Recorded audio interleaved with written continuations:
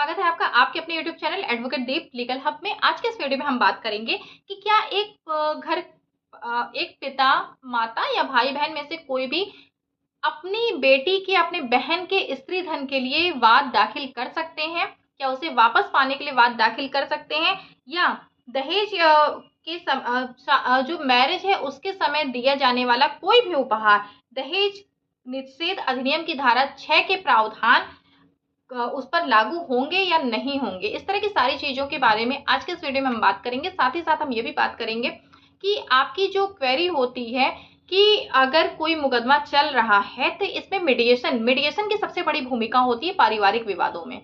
अब इसमें मीडिएशन को आपको फेस करना चाहिए या नहीं करना चाहिए? दूसरी चीज़ है, अगर आप मीडिएशन में नहीं जा रहे हैं तो क्या होगा? इससे संबंधित तो वीडियो हमने अपने चैनल पर डाला हुआ है कि अगर आप मीडिएशन को नहीं अटेंड करते हैं तो उसमें क्या होता है। दूसरी चीज, इसके साथ ही साथ मीडिएशन की क्या भूमिका होती है हमारे पारिवारिक विवादों में, इस पर भी हम आज की इस वीडियो में बात करेंगे। क्योंकि इस पर बात किया जाना इसलिए जरूरी है क्योंकि आज के टाइम पर क्या है कि मीडिएशन पारिवारिक विवादों में बहुत ज्यादा उपयोगी होता है। और जब भी आपकी कोई भी फाइल जाती है, कोई चाहे आपका 498A हो या आपका डीवी का केस हो या आपका 125 भी अगर आप मान लेते हैं, अगर वो भी है हमारा, इसके अलावा प्री लिटिगेशन की अगर हम बात करते हैं, जो कि बिना किसी कोई मुकदमे के अगर हमारी कोई उसमें हमने प्री लिटिगेशन दाखिल किया है, तो इस तरह की सारी चीजों में मीडिएशन होता है। अब मीडिएशन की क्या भूमिका होती है, क्यों कराया जाता है, इसके बारे में जानना जरूरी है। देखिए, पहले हम इसके ही बारे में जान लेते हैं, इसके बाद फिर हम बात करेंगे स्त्री धन के बारे में कि क्या इससे संबंधित कोई केस घर का कोई अन्य सदस्य कर सकता है, इस तरह पे किस तरीके से सुप्रीम कोर्ट बात करती है। अगर हम मीडिएशन की बात करते हैं, सबसे पहले हम प्री लिटिगेशन की बात कर लेते हैं। प्री लिटिगेशन के बारे में हमने आपको पहले ही बताया हुआ है कि जब भी पति पत्नी के बीच में कोई विवाद होता है और इसमें मुकदमा न करके एक एप्लीकेशन के माध्यम से, मीडिएशन के माध्यम से, विधिक सहायता केंद्र जो होता है हर कोर्ट में, उसके माध्यम से एक नोटिस भेजी जाती है पति के पास या पत्नी के पास, और इसमें उन्हें बुलाया जाता है जिससे कि उनके बीच में, दोनों पार्टी के बीच में बैठा करके समझौता कराया जा सके। जैसा कि हम जानते हैं कि अगर हम पहले के टाइम पे या आज के टाइम पे भी गाँव में पंचायत होती है और उसमें पंचायत में कुछ सदस्य होते हैं जो कि बैठते हैं और वो दोनों, दो पक्षों के बीच में जो भी मुद्दा होता है उसके बारे में विचार विमर्श करते हैं और फिर उन दोनों के बीच में समझौता करवाते हैं। सेम वही काम हमारे मीडिएशन का होता है प्री लिटिगेशन में। प्री लिटिगेशन में नोटिस जाती है आपके पास, नोटिस के बाद फिर पार्टी को बुलाया जाता है। दोनों पार्टी अगर डेट पर आती हैं तो उनके बीच में समझौता कराने की कोशिश की जाती है।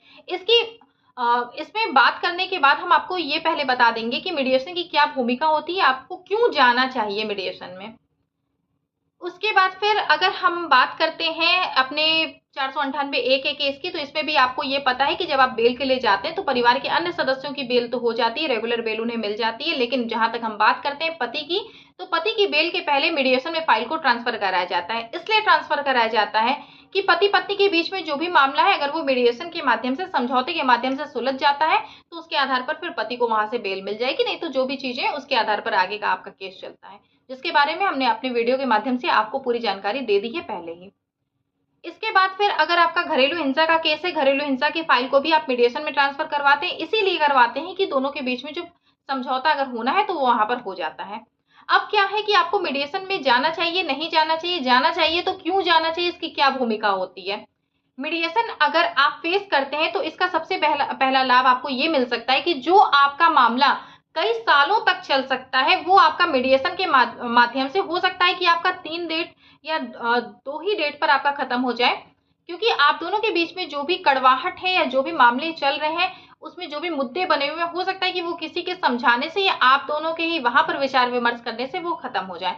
तो इसलिए आपको मीडिएशन को फेस जरूर करना चाहिए। नहीं तो क्या है कि आपको कोर्ट के चक्कर बहुत सालों तक लगाने पड़ते हैं और बाद में अंत में भी ये देखा जाता है कि कई फाइलें ऐसी होती है जिसमें होता कुछ नहीं, लास्ट में 10 साल 20 साल भी केस चलने के बाद फिर आपका समझौते पर आ जाता है। अगर पार्टी बहुत ज्यादा ध्यान नहीं दे रही है, पार्टी का मतलब भी क्या है, अगर वादी मुकदमा जो है वो हर डेट पर नहीं आ रही है या अब उनके जो वकील है उनके माध्यम से केस को आगे नहीं बढ़ाया जा रहा है, तो ऐसे में भी जो केस होता है आपका वो सालों साल चलता रहता है। क्योंकि आप अभियुक्त हैं ऐसे मामलों में, तो आप अगर फाइल को आगे बढ़वाते हैं तो वहां पर आपको दिक्कत आ सकती है। या तो आपके पास सफिशिएंट प्रूफ है हर मामले का, जितनी भी उसमें फैक्ट बताए जा रहे हैं आपका, उससे संबंधित आपके पास हर मामले में आपके पास फैक्ट है, आपके पास सबूत है, आपके पास प्रूफ है, तो उसके आधार पर आप या तो अपने केस को आगे बढ़वाइए या तो आप वहां पर क्वैसिंग में चले जाइए। इसके आधार पर आप अपने मुकदमे को क्वैस करवा लीजिए। लेकिन अगर आपको ये पता है कि उसमें जो कंप्लेन की गई है उसमें कहीं ना कहीं बातें सही हैं और इसमें कुछ ना कुछ प्रूफ जरूर दूसरी पार्टी के पास है, तो ऐसे में अगर आप उस मामले को खुद लग करके अगर आप आगे बढ़वाते हैं, आप प्रोसेस उसका आगे बढ़वाते हैं, प्रक्रिया को आगे बढ़वाते हैं, तो हो सकता है कि उसमें आपको कहीं ना कहीं दिक्कत का सामना करना पड़ जाए। मीडिएशन में आप वही चीजों को अगर आप फेस करते हैं, वहां पे बातचीत हो जाती है, बातचीत के माध्यम से आपका केस खत्म हो जाता है, तो वहां पर आपके जो वकील साहब है उनको कोई ऐसा फायदा नहीं होना है। सबसे बड़ा फायदा तो आपको ही होना है कि आपको बहुत ज्यादा डेट पर डेट आपको नहीं झेलनी पड़ेगी। आपको हर डेट पर अपने वकील को पैसे नहीं देने पड़ेंगे, आपको आने जाने का खर्च नहीं करना पड़ेगा, आपको अपने टाइम को बर्बाद नहीं करना पड़ेगा। तो मीडिएशन का एक फायदा ये होता है, जो आपके वकील जब आपको बताते हैं तो आपको ये लगता है कि ये तो अपने फायदे के लिए बता रहे होंगे, इसमें कहीं ना कहीं इनका फायदा होगा, जबकि उनका ऐसा कोई फायदा नहीं होता। उनको ये पता होता है कि आगे आने वाले समय में आपको कितनी दिक्कत फेस करनी पड़ेगी, इसलिए आपको ये चीजें बताते हैं।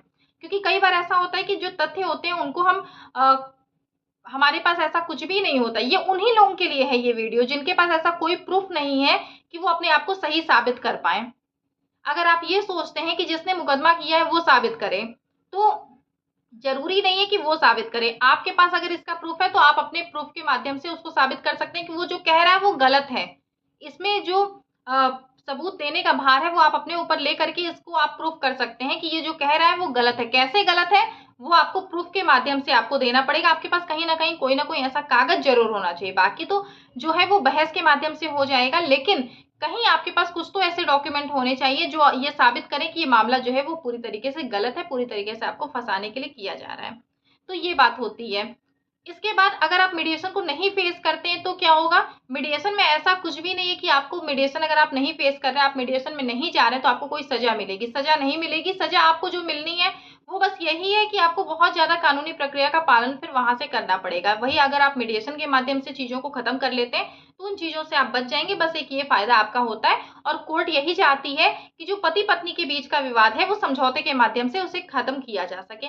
इसीलिए हमारे यहाँ मीडिएशन को बहुत ज्यादा बल दिया जाता है, उसमें बहुत ज्यादा फोकस किया जाता है कि मीडिएशन के माध्यम से ये मामले जो है वो खत्म हो जाए। इसके अलावा और कुछ भी नहीं होता।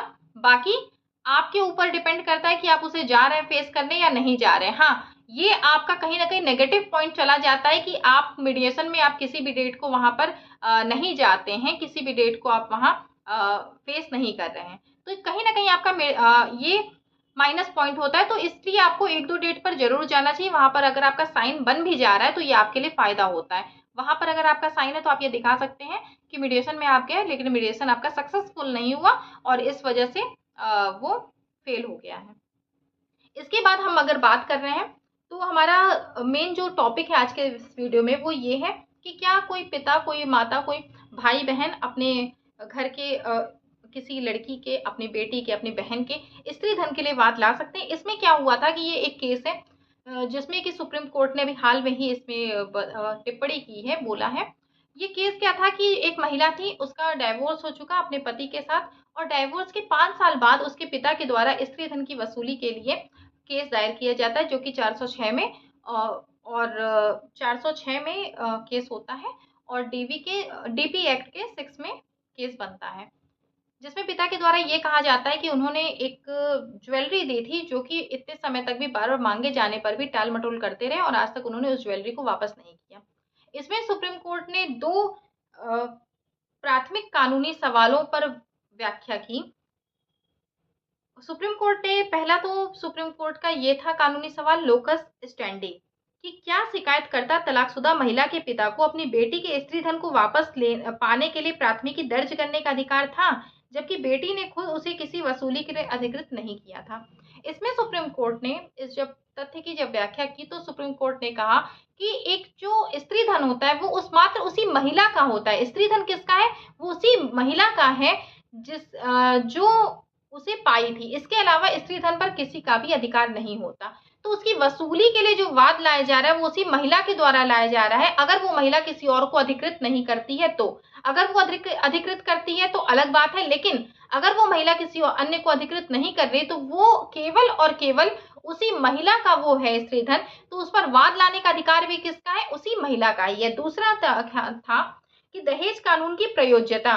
दहेज कानून की क्या प्रयोज्यता है? क्या विवाह के समय उपहार और पारंपरिक उपहार देना दहेज अधिनियम की धारा 6 के तहत अपराध माना जा सकता है? इसमें सुप्रीम कोर्ट ने इसकी जब व्याख्या की तो सुप्रीम कोर्ट ने ये कहा कि विवाह के समय जो भी चीजें दी जा रही हैं वो दहेज के रूप में तभी मानी जाएंगी जबकि उसे मांगा गया है, ससुराल पक्षों के द्वारा, ससुराल वालों के द्वारा उस चीजों को मांगा गया। अगर उन्हें मांगा नहीं गया है तो दहेज में नहीं आएंगी। दूसरी चीज इस मामले में क्या था कि लड़की जो है उसका डाइवोर्स हो चुका था और डाइवोर्स होने के बहुत सालों बाद ऐसे केस को दायर किया जा रहा है, जिसका एकमात्र मतलब है कि ऐसे मामले केवल और केवल किसी विवाद की स्थिति में या उन दोनों पक्षों के बीच कुछ ऐसा था जिसका बदला लेने के लिए प्रतिशोध की भावना से दर्ज किया जा रहा है।